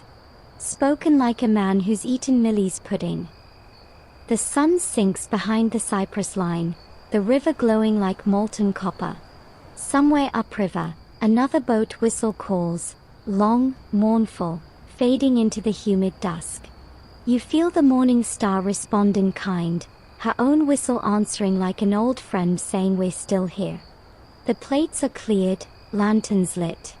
Millie's catfish waits its turn in a barrel of dark water, and the galley quiets at last. You lean against the rail, full and sleepy, listening to the steady churn of the paddle wheel below. It's a lullaby of motion, old wood, endless water, and the ghost of laughter carried downriver into the night. Night comes soft and easy, until it doesn't. It begins with a strange hiss beneath the floorboards, subtle enough that only the firemen notice. You're half asleep on deck, lulled by the creak of wood and the rhythm of the paddle wheel, when you hear Burke's boots hammering across the boards below. Then shouting. Then the unmistakable note of panic that cuts through even the hum of the engine. Pressure's rising too fast, someone bellows. You sit up. Steam curls from the hatchway like the breath of something ancient and angry. The air changes, hotter, sharper, almost metallic. Silas bursts out of the shadows, banjo slung over his shoulder, eyes wide. Get up. Now. What's happening? Could be nothing, he says. Could be everything. Below deck, chaos is blooming. The engineer's men are working the valves, but the hiss of escaping steam grows louder, more desperate. Burke's voice cuts through. Kill the draft. The firebox is drawing too hard. Captain Fife appears, coat half buttoned, jaw set. All passengers on deck, he roars. Move, people. Historians still argue whether it was bad engineering, cheap rivets, or human pride that made so many steamboats end their days in flame. Some called it the red demon of the river, others just called it inevitable. You stumble to your feet, heart pounding. Smoke begins to creep through the stairwell. Burke and another man haul open the furnace doors. Inside, the fire glows a furious white. They try to douse it, but the water only hisses into vapor. Steam gauge stuck. Burke shouts. I can't read the pressure. Fife grabs his arm. Then feel it. You've been doing this long enough. You can tell from Burke's face that he has. Too much, he says quietly. For a moment, no one moves. Then the captain bellows, cut her loose. Dump the pressure tank. The release valve screams like a banshee, venting clouds of superheated mist into the air. Passengers cough, stumble, clutch their luggage as if it matters. Silas pulls you back toward the rail, voice shaking but steady. Best place is open air. If it goes, you don't want walls between you and mercy. You both look toward the stacks. They are glowing faintly red at the edges. The night sky flickers orange above them. Someone prays aloud. Someone else swears creatively. Berg's men are fighting a losing battle. Water sloshes across the floor. Steam fills the air so thick you can barely see shapes moving in it. The sound is deafening, metal groaning, rivets snapping, the furnace roaring like it's alive. Captain Fife grabs a signal bell and rings 3 times. That sound, the triple clang, means only one thing: fire. From the galley, Millie bursts out holding a dripping rag and a pot of something she clearly intended to save. "If this ship burns," she declares, "I'm not wasting a perfectly good stew." Silas barks a laugh that's half hysteria, half defiance. At a girl, Millie. The fire finds the tar next. The smell changes instantly. Thick, black, and terrible. Flames lick up from the seams, devouring rope, canvas, and paint. Within minutes, the morning star becomes a floating torch. Fife shouts orders, his voice hoarse. "Buckets, form a line. Keep the passengers clear." The crew moves fast, but the heat's impossible. The flames leap higher, dancing along the railings and racing up toward the cabins. A crate of oil bursts open, feeding the inferno with a blinding flash. You stumble backward, shielding your face. The lifeboats, someone screams. Too soon. Fife yells back. "We're not abandoning her yet." You'd call it bravery if it didn't look so much like denial. Historians still argue whether steamboat captains were noble or just stubborn men bound to pride. Either way, they often went down with their boats. Then a sound like thunder cracks through the night. The pressure tank finally gives.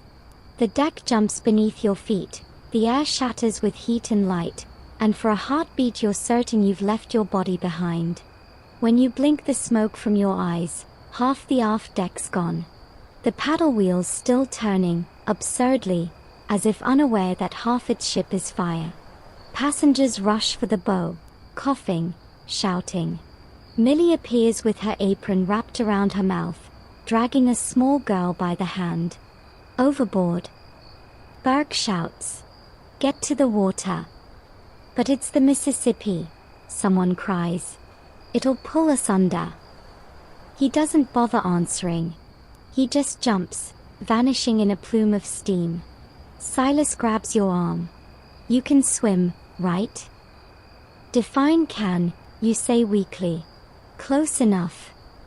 You climb the railing together. The heat behind you roars like a furnace door thrown open to the stars. The flames reach for the stacks, and for a second you swear they form a shape, like wings, like some fiery angel of the river come to collect what's owed.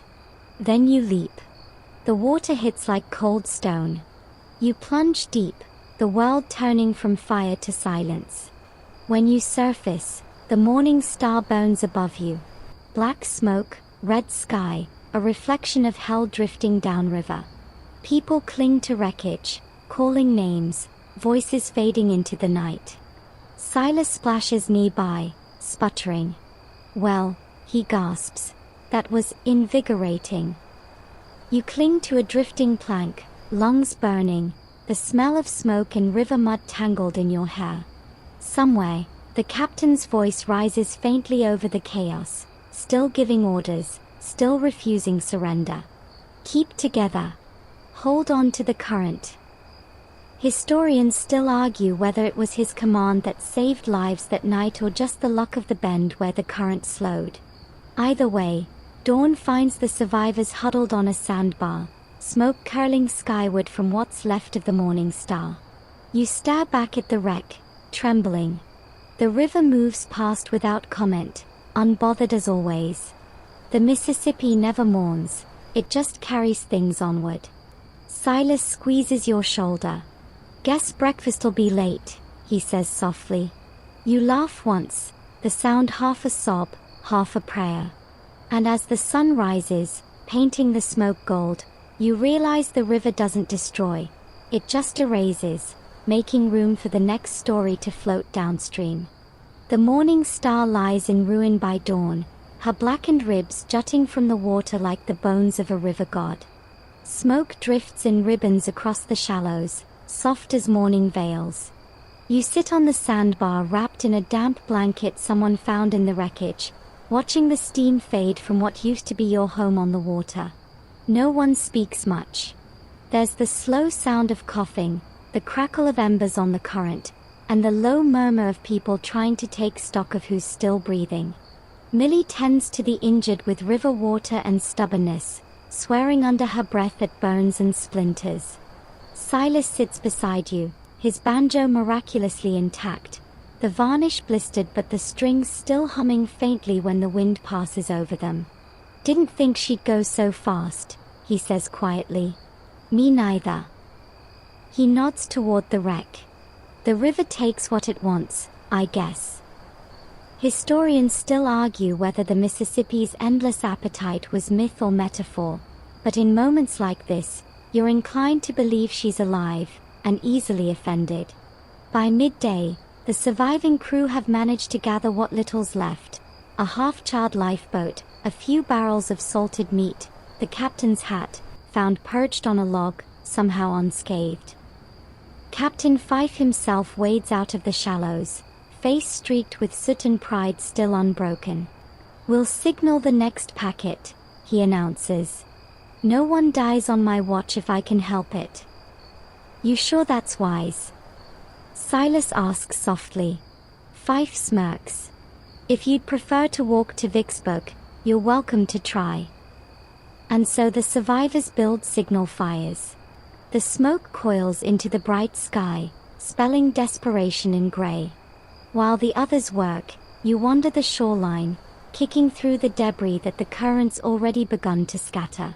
A child's doll, soaked and eyeless. A twisted spoon. A page from a ledger, the ink run to ghostly curls. The river keeps no sentiment. It's equal opportunity ruthless. You spot something glinting in the reeds, a brass plate, half buried in mud. You dig it free, wiping away the grime. It's a nameplate, Morning Star. You trace the letters, thinking of the race, the laughter, Millie's cornbread, the captain's booming voice.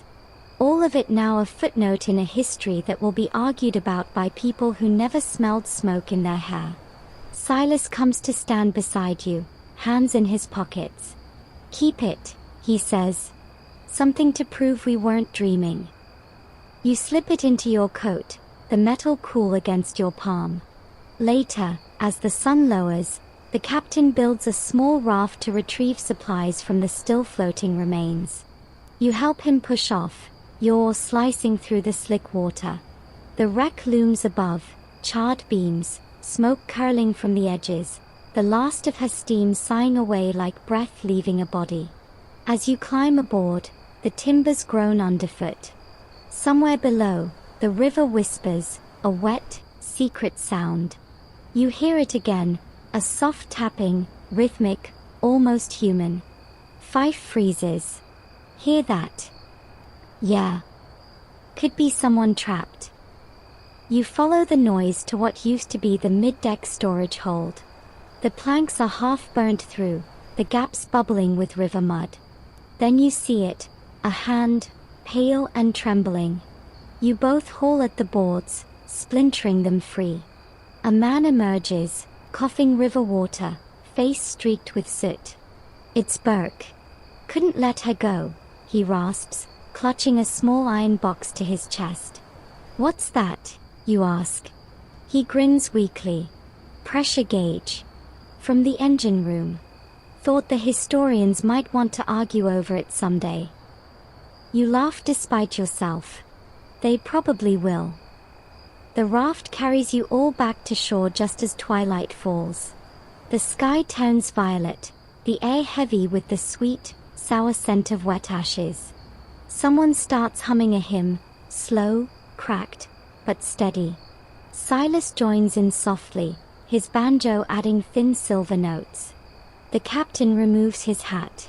Even the river seems to listen. Then come the stories. Survivors trade their memories of the night, each version reshaping what happened.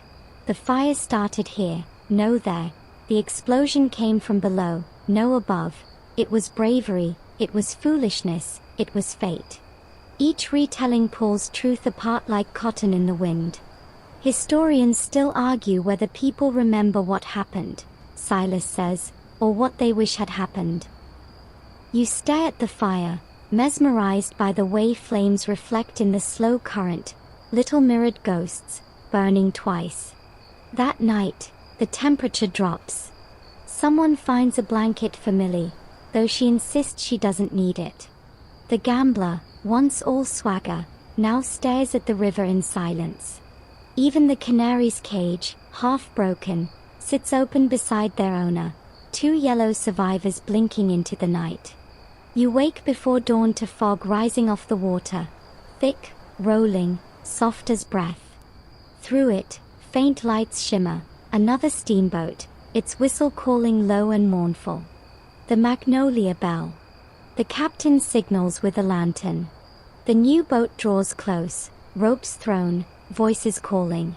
The rescuers stare wide-eyed at what's left of the morning star. One man crosses himself.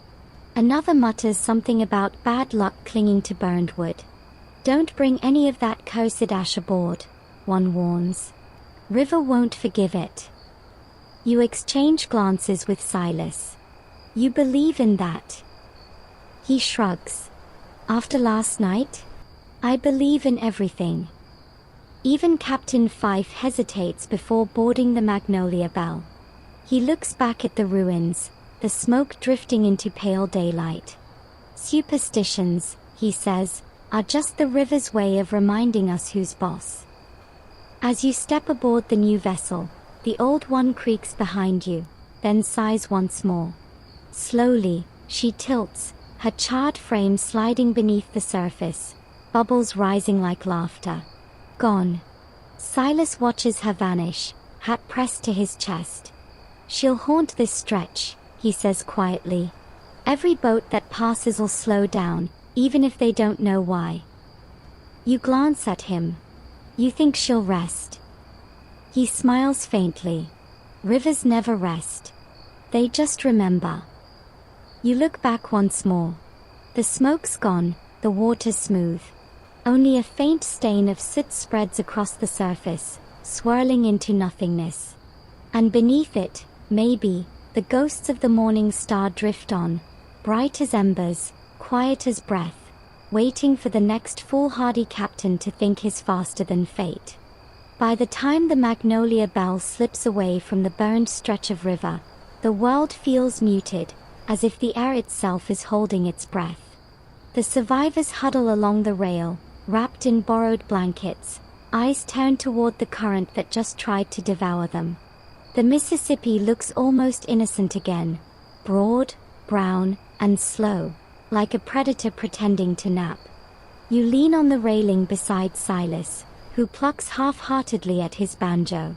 The strings are still slightly warped from the fire, each note coming out faintly crooked, like a laugh through smoke. It's strangely beautiful. Guess we're ghosts now, he murmurs. Alive, but shifted. He's right. Everything feels a little slower, softer. Even the captain's orders carry an undercurrent of reverence. No one wants to offend the river again. The Belle's engines hum gently, steering her south through cypress-shadowed water that gleams like glass. The delta is changing. You can smell it before you see it. The sweetness of magnolia mixing with the brine of faraway salt marshes, the perfume of something vast and wild waiting beyond the horizon. You spend hours just watching the banks slide by, villages stilted above the floodline, fishermen mending nets, kids waving from docks. Each glimpse is a postcard from a slower world. The smoke of the morning star feels like a fever dream now, fading behind you mile by mile. Historians still argue whether people in the 19th century saw the river as progress or punishment. Maybe it's both, you think, as the Belle glides past a drowned church spire, only its bell tower still visible above the waterline. The bell tolls faintly with each wave, ringing for nobody in particular. Down on deck, you strike up a conversation with an old riverman cleaning his pipe. His beard is yellowed from tobacco and wisdom. "Lost a few good boats in my day," he says. "One sank in daylight, calm as a mirror. Another went up like a torch during Sunday service. You kept sailing." He chuckles. "Course. River's got two kinds of people, them it scares off, and them it keeps." You nod slowly, watching the current twist and glitter. "Guess we're the kept ones." He grins, tapping his pipe. "Welcome to the family." Lunch is served in the galley, simple fare, but after the fire, it tastes like luxury. Salt pork, river catfish, cornbread. Millie somehow managed to find a spoon and a sense of humor again. "Don't you dare mention burnt bread," she warns, "or I'll toss you overboard." You raise your hands in mock surrender. "Not a word. Just, thank you." She softens. You'd be surprised how quick folks rebuild when they've got nothing left. Later, as afternoon thickens into gold, the bell glides past the vast wetlands of the delta. Cypress knees jut from the shallows like strange creatures frozen mid-step. Herons stalk in slow motion, their reflections trembling with every ripple. Egrets drift above the reeds, white ghosts trailing feathers like parchment torn by wind. You stretch out on the deck, listening to the low rhythm of the paddle wheel. Every rotation feels like a heartbeat. Silas sits cross-legged nearby, playing a slow, sleepy tune that seems to match the motion of the boat. The melody ripples outward, catching on the water, blending with the hum of insects and the sigh of the wind through moss. "Historians still argue whether this part of the river's haunted," he says between verses. "They say wrecks sink here but never decay. Boats swallowed whole, crews gone like smoke." Do you believe that? He shrugs. "After what we saw, I believe the river remembers everything. Maybe it hums back at us through the moss." There's something dreamlike about the journey now. You pass floating islands of lilies, sunburnt fishermen in dugout canoes, abandoned shacks half swallowed by vines. The air thickens with humidity until breathing feels like sipping soup. Sweat beads on your skin, then cools as the breeze picks up. In one wide bend, a man pulls out toward the steamboat from a rickety raft. He's draped in tattered clothes, carrying a bundle of flowers. When he reaches shouting distance, he calls, "For the lost boats," and tosses the bouquet into the current. The petals spin away, small and bright against the brown water. "Who's he?" you ask a deckhand. "Local fella. Says he hears bells from the river some nights. Brings flowers when it gets too loud." You shiver despite the heat. The petals drift past, then vanish around the bend. By dusk, the bell enters the slowest, widest stretch of the river yet. The water moves like honey. The sky turns bronze, then deep indigo. Lanterns bloom along the deck, swaying gently with each subtle movement of the boat. Fireflies blink in the trees, imitating distant stars. You feel drowsy. Everything blurs: light, sound, motion. Even your thoughts begin to flow in rhythm with the current. Millie settles beside you, arms crossed on the railing. "Never thought I'd see the delta," she says softly. "It feels like the end of the world." "Or the beginning," you suggest. "Same thing, isn't it?" Somewhere in the trees, a night heron calls, low, melodic, strange. Silas hums under his breath, picking out a tune that sounds like an echo of the heron's cry. The captain watches from the wheelhouse, pipe smoke curling up to meet the stars. You think about how far you've come, from the muddy docks of St. Louis to this wide, dreaming delta where the river seems to dissolve into sky. You think about the fire, the fear, the laughter. About how survival feels less like victory and more like permission to keep drifting. A stray thought drifts through your head, soft and half-formed. Maybe the Mississippi isn't just a river, it's memory itself.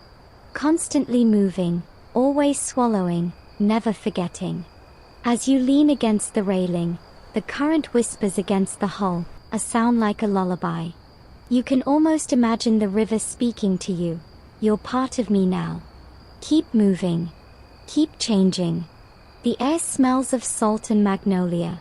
The stars multiply overhead. The belle hums steadily onward, her paddles turning in slow, patient rhythm. And for the first time since the fire, you feel peace. You close your eyes, and the motion of the boat carries you toward whatever waits beyond the bend. New Orleans, perhaps, or something quieter still. Morning comes on soft feet. The first light slides over the delta like spilled milk, pale and luminous, tinting the fog in shades of peach and cream. You're awake before the others, leaning on the bell's railing as the water widens, the current flattening into lazy, glassy ripples. The air has changed again, saltier, tinged with distant tides. You can almost hear the Gulf breathing somewhere beyond sight. The paddle wheel beats slower now, a deep, rhythmic pulse like a giant heart winding down. Ahead, the skyline of New Orleans begins to rise from the haze, at first just faint smudges of steeples and rooftops, then a riot of color and shape as the sun climbs higher. Red-tiled roofs, iron balconies tangled with vines, narrow streets glinting between old warehouses. After so many days adrift, it looks almost too alive. You descend to the main deck, where people are gathering near the rail, pressing forward for their first glimpse. Millie's there, apron stained, hair pinned with the same stubborn defiance. Silas is tuning his banjo, plucking a tune that sounds like both a greeting and a goodbye. The captain stands at the prow, posture straight, one hand raised to shade his eyes. End of the line, he murmurs, half to himself. Or close enough to pretend. The bell glides past the last stretches of cypress swamp. The trees thin, the water brightens, and suddenly the smell of the city hits. Molasses, tobacco, damp brick, perfume, and the faint metallic tang of coin. Stevedores shout from the docks. A church bell rings. Somewhere deeper in the streets, a trumpet slides into a lazy blues phrase. Historians still argue whether the birth of jazz came from the river or the city, Silas says with a grin. But I figure it was both. Mississippi on melody, New Orleans on rhythm. You smile. Guess you're proof of that. He winks. I try. The bell eases against the wharf with a sigh and a shudder, ropes flying, deckhands calling orders. Passengers bustle about, gathering their trunks and bundles, some laughing, others quiet with the heaviness of arrival. You linger near the gangplank, unwilling to cross just yet. The river has a hold on you now. You can feel it in your bones, the hum of the engines, the slap of water on hull, the long sigh of steam that once terrified and thrilled in equal measure. Every part of it has soaked into you like smoke into cloth. Millie joins you, hands on her hips. You staying or moving on? You shrug. Maybe both. Depends what the river says. She chuckles. You're talking like one of them rivermen now. Guess it happens. Captain Fife passes by, his once pristine coat still showing smoke stains near the cuffs. He gives you a short nod. You've got a steady hand. Ever think of working a line? You blink. A line. Packet routes. Boats always need people who can stay calm when things catch fire, literally or otherwise. He tips his hat. Think about it. The river remembers those who come back. When he's gone, you find yourself staring upriver, toward where the morning star burned, toward the endless serpentine route that could carry you north again if you only said the word. The idea feels both mad and inevitable. The gangplank thuds into place. Passengers stream ashore, vanishing into the noise and color of the French market. You finally step off, boots hitting the solid dock. It feels strange, unnaturally still. The earth doesn't sway. You almost miss it. New Orleans greets you with a dizzying wave of life. Street vendors calling out, horses clattering over cobblestones, the shimmer of brass from a distant band. You drift through it all in a daze, half in this world, half still on the river. At a corner cafe, Silas sets up his banjo, a small crowd forming within minutes. His music floats through the humid air, lazy, rolling, infectious. It's a tune about water and fire and second chances, and though nobody knows the words, everyone seems to understand. Millie passes you a cup of chicory coffee. Strong enough to wake the dead, she says. You take a sip. It's bitter and perfect.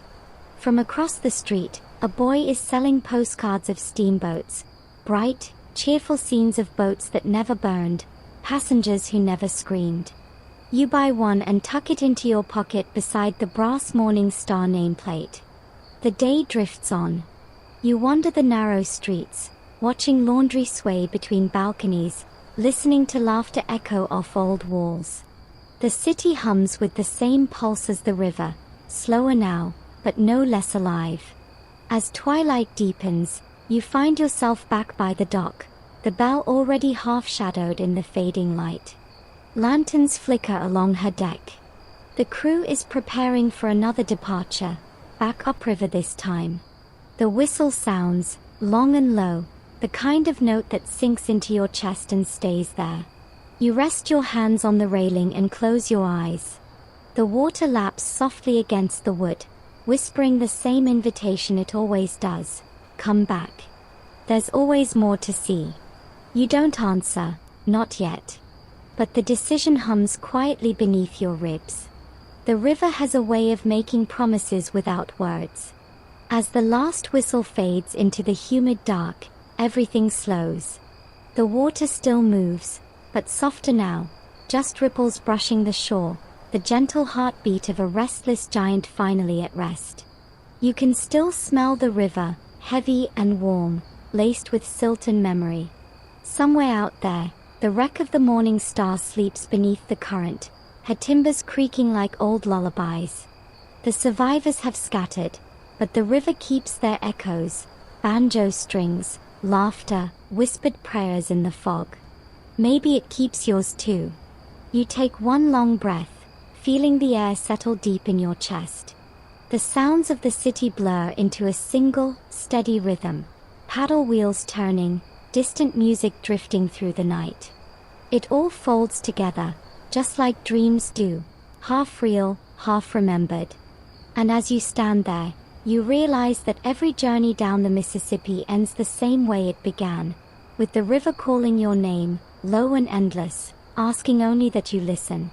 You let the thought dissolve. The night deepens. The stars shimmer faintly in the black water. Everything that once burned now glows quietly inside you, warm, steady, and calm. You're safe here, in the soft hum of the current, in the gentle breath of the delta, in the memory of motion that never truly stops. So rest. Let the river keep watch a while. Sweet dreams.